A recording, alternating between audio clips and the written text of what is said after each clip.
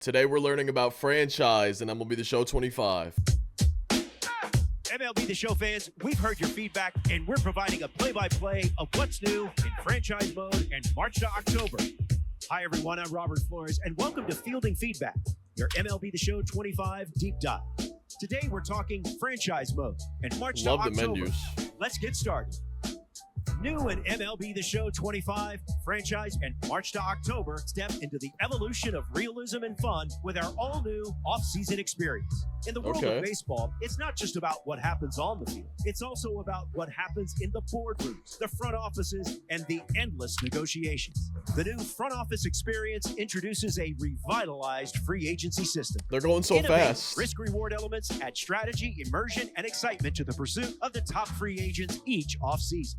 Choices matter, consequences are real, and time is precious. So choose your free agent pursuits wisely. Up next, free agency, a marketplace of ambition. With the updated logic, your negotiations aren't just based on stats anymore. The motivations of your targets are now front and center. Top free agents set the offseason pace, and big markets lead the charge. Certain free agents are market setters. Once they sign, they have a domino effect on the rest of the market. Teams that try to pounce early can earn an advantage. Beware, though. Offer a contract that insults a free agent, and they'll be less interested in signing with you. Introducing the Big Board, the blueprint for your offseason. It's not just about who's available. It's about who fits. You'll have to decide which free agents to prioritize. Each week is an opportunity to increase their motivation to sign with your team. Be careful, though. Waste too much time on a free agent, and you could miss other chances to fill a hole on your roster. Free agents will be motivated by team quality, positional competition, and their skills matching the team's needs. If a free agent is blocked at their position, they're less likely to be motivated to sign with you. As the GM, you'll decide when the time is right to offer a contract. Offer a deal too soon, and the free agent's motivation may not be high enough. Offer too late, and another team may swoop in and steal your target. A mystery team might even be lying in wait to spring an offer. Occasionally, a free agent may come back to give you a last chance opportunity before signing. Free agents may also reach out to you. Use these unexpected opportunities to fill holes with players that want to be a part of your organization. I like that. At MLB The Show 25, free agent contract demands are more realistic than ever before. Players will demand salaries and terms comparable to what you see in real life. This year, we've updated the max salaries for players with new contract logic that will lead to much more realistic salaries. I want to see what that is. Sometimes to sign that prize free agent, you'll have to overspend. Remember, though, an emotional decision can hamstring your franchise in the future with an untradeable contract. More accurate arbitration figures will reflect true-to-life values with all new logic. Salaries will be more reflective of the player's value to the team. If the team and player can't come to an agreement, a hearing will decide the player's salary. We've redefined how trades, prospects, and contracts come to life, introducing a new layer of realism that will shape your journey as a GM. It's no longer just about who you can acquire. It's about what you can't afford to miss. Prepare for an evolved trading experience with updated logic, smarter decisions, and more opportunities for your franchise to take that next step toward greatness. Now that is John Shambi and Chris Singleton return to the show in 2025 to lead our commentary I team. miss Matt Vasgersian, I'll say it. I miss him a ton. I do not like these commentators personally.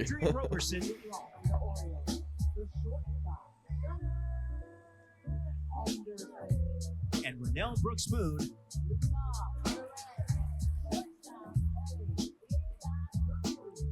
As new public address announcers to supplement Alex Miniak.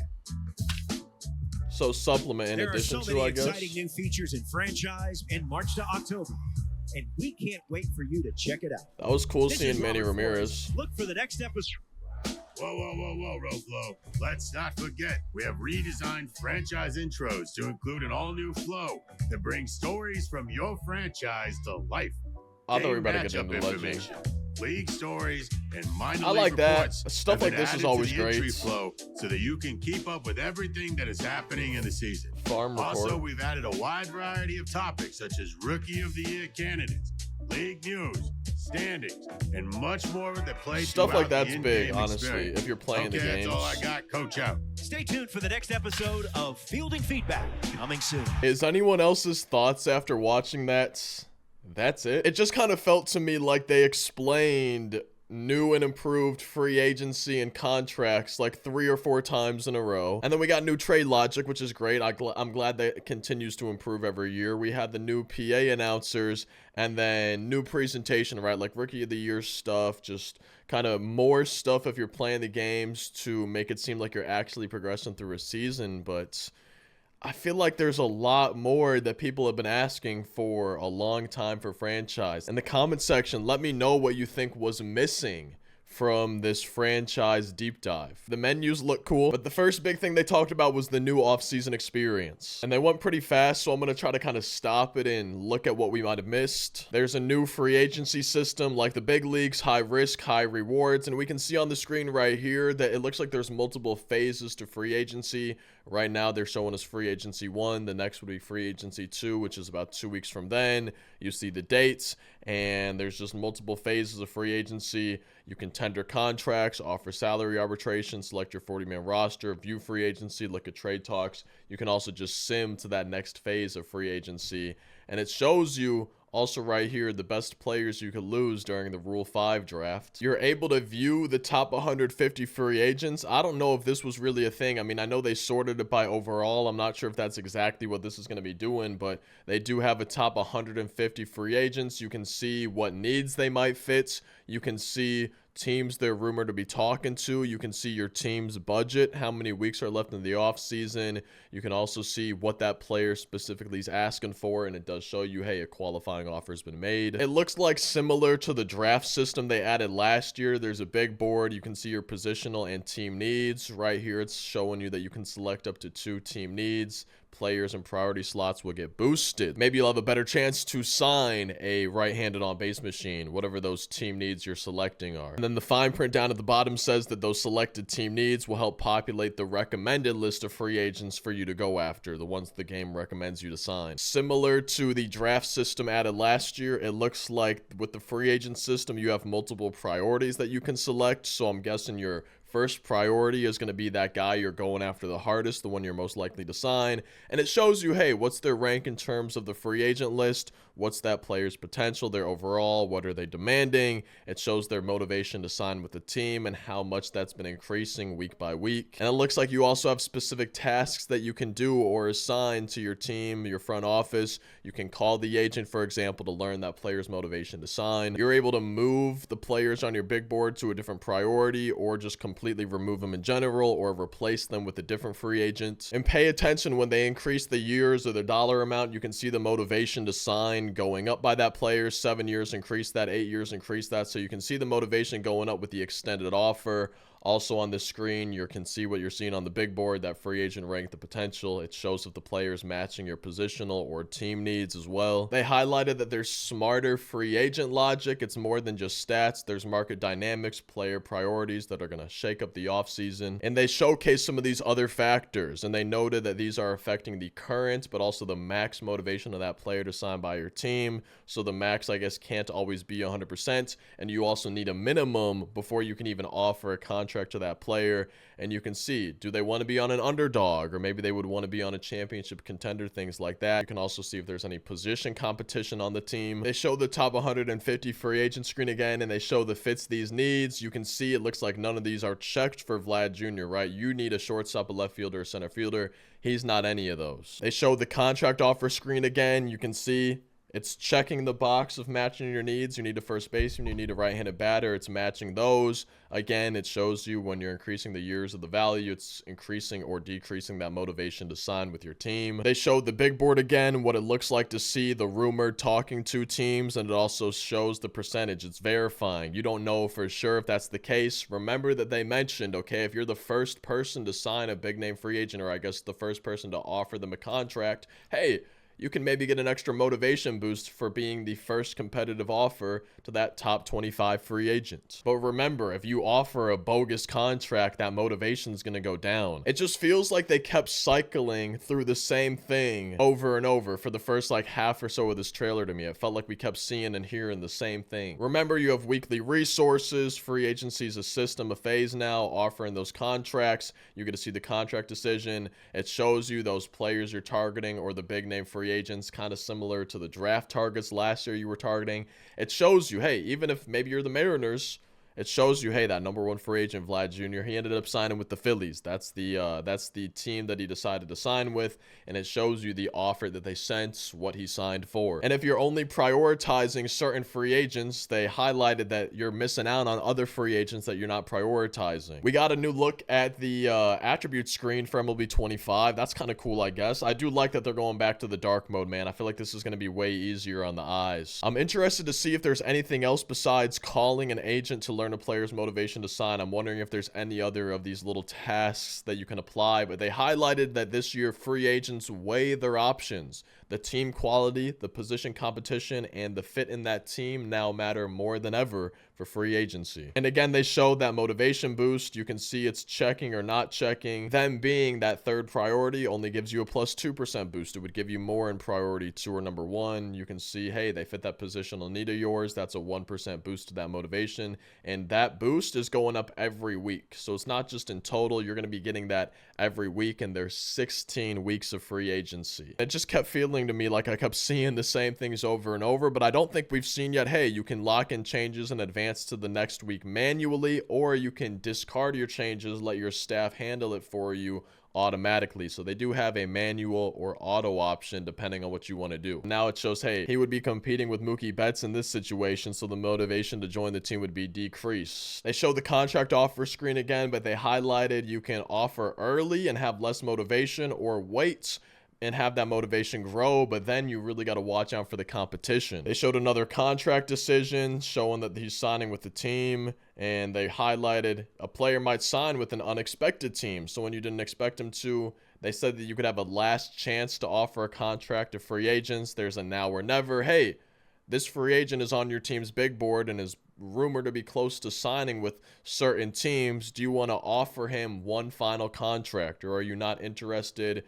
Does he match your needs? Here's his motivation to sign.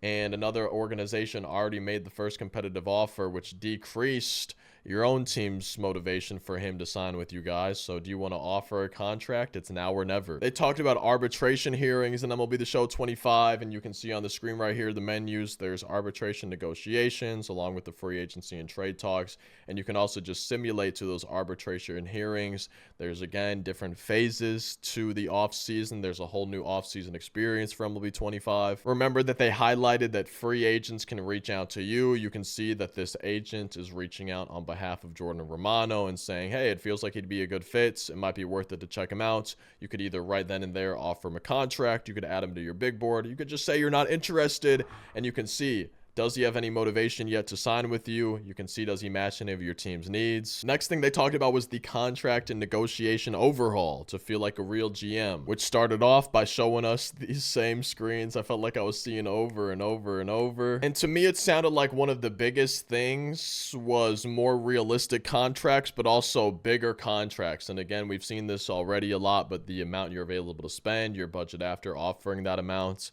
But I'm interested to see, are you going to be able to defer money at all? It doesn't really look like it, but I'm also interested to see what is the max amount of money. Like, could I offer somebody $1 billion if it's long enough and a high enough AAV? What is the max offer that I could do for somebody? Is it going to match the max we've ever seen in real life, the highest contract ever, I believe, maybe to Juan Soto, unless I'm mistaken. What will the max contract that I could offer be? I like seeing more realism. They said more accurate arbitration and true to life salary outcomes. So that's nice. Arbitration for me, that's not something that I was really like hoping to see improved or changed a ton in MLB The Show 25 franchise. But the more realistic things are, the better, and the better the immersion is going to be. So if arbitration is more realistic, That's great. They gave us a look at the offer salary arbitration screen. You can see the players, the best players on your team eligible for arbitration. You can see their previous salary, their age, potential, overall. You can see if they already have an offer for arbitration from you. You can see all contracts awarded via arbitration are for 1 year only. And I would assume this is kind of how everything's going to be. You can choose if you want it to be manual or auto, just like usual. They showed us another contract offer screen, but highlighting that there's improved player valuation logic, so that means better trades, more realistic contract negotiations, and then just overall better and more realistic contract values. So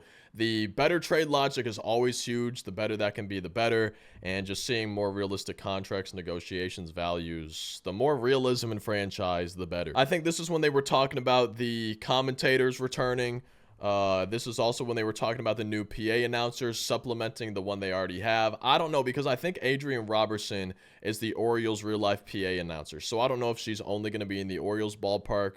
Renell Brooks Moon, will she only be in the Reds one since they're showing the Reds here? I'm not 100% sure. Will it just be random every time you go into a ballpark so you're not hearing the same PA voice over and over? But it sounds like we now have 3 PA voices. I'm not 100% sure how that's going to work. Again, will it be random? Will it be stadium specific? I don't really know, but we do have 2 new PA announcers for 3 total this year, and they highlighted that we got the same commentators coming back. I highlighted, I miss Matt Vasgersian. I'm not the biggest fan of the commentators that we've had replacing Matty V and the others. I thought it was cool to get another look at Manny Ramirez in a Red Sox uniform, and I'm interested to see, are we going to have, you know, the long dreads version of Manny, the Manny where he had his hands up for that homer? That's the one that I really want to see. I want a card with that card art on it. And if you actually play the games in franchise, if you're playing a lot of them or even just some here and there, maybe doing the critical moments, or I guess this is going to be something big in March to October too. I did really like the sound and look of the presentation, the mid-season stories and things like that. I feel like overall presentation and franchise, if you're playing the games, March to October, you're playing the games, it can really help immerse you. And seeing things like the Cy Young race, at the bottom we can see the ticker, we can see the top prospects down there, and they showed the Rookie of the Year stuff earlier. So I think things like this really help with immersion while you're playing the game. And if you're actually playing the games from franchise, I did think it was kind of interesting. They glitched it out. Like, they're like, oh yeah, we're done with the franchise news. Oh wait, no, there's actually more. And it was talking about the new presentation stuff. I thought that was kind of a weird thing to do, like a little bit of a beat switch up type of deal, to talk about, hey, improved presentation, showing game storylines. You can see the farm report, league news. You can cycle through this stuff. You can select a storyline you might want to view. You can also choose just to play ball. But I thought it was kind of interesting. That's what they like to switch up on, almost like in the past when it's like, oh wait, we're not done yet, we're gonna reveal a new legend now. Oh wait, we're not done yet, hey, there's game storylines. I just thought that was kind of funny. You can see the league news right here, complete games. You can see snap and hit list streak. I would imagine injuries would probably be here as well. There's also the farm report, farm system value of the team. You can see how certain prospects for that team are doing. It looks like you can select a prospect and maybe even view more. So I like that there's a lot of information you can view for seeing what's happening around the league. Maybe this is what happens when you selected a prospect. You can see maybe when they're estimated to arrive to the big leagues, their MLB rank, their position rank, their organization rank. In terms of the prospect rank for that player, you can see where they rank in the depth chart. You can see what draft pick they were, what year they were, things like that. So it's cool seeing stuff like that. I feel like stuff like this really adds to the immersion, and I think the more of this, the better. And if you do play the games in franchise in March to October, I think this was a nice addition to see, and I think it adds good immersion, good realism, and just the more stuff like this, I think the better. I am interested to see, though, is this commentated or is there no commentary on this? Is it going to be kind of silent, maybe some background music? Because I think what would add to this would be the commentator saying, like, oh, Manny Machado, kind of like hearing a newscaster. It'd almost be cool if they had maybe Robert Flores talking about this stuff. Like, oh, Manny Machado recorded his 1100th RBI. You know, it'd be cool if they had an MLB Network analyst voice and having voice lines to talk about the stuff that you're actually seeing. Because if this is just silence, I don't think it's going to be as nice. I think having, you know, like a radio or a TV personality having their voice giving you information about this stuff along with it, I think that'd be pretty cool. Now, obviously, seeing stuff like the standings, the last series, how that went, the last 10 games, that would be more for the commentators, right? But it'd be cool for me if the other stuff had an MLB Network analyst or a radio commentator, you know, a different voice than we're used to hearing, go over that extra information. I think that would be cool. Now, I'm not even close to one of the biggest franchise player in the world. I dibble dabble a little bit every year. I enjoy playing through franchise here and there, but it's definitely not even close to my most played mode. So in the comment section, franchise enjoyers, players who play a lot of franchise, how are you feeling about this? I don't think I'm someone who can give great feedback on the fielding feedback deep dive for franchise this year, because to me it seems like that's it. Maybe you guys who play franchise a lot are gonna love everything and feel like it's great, but personally I still feel like there could be a lot more. And for a lot of the video, it just felt to me like they were going over the same things over and over instead of going new thing, new thing, new thing, same thing, same thing, same thing. But I'm curious how y'all feel. I like what I heard, but I also felt like it's not going to be enough changes. I don't think people are going to be happy enough, and they're going to be wanting more. But I could be completely wrong. I'm interested to see your thoughts down in the comment section. Feel free to drop a like if you enjoy the video. Subscribe for daily uploads. You might enjoy one of these on screen, another on the channel. Otherwise, hopefully I'll see you in tomorrow's daily upload.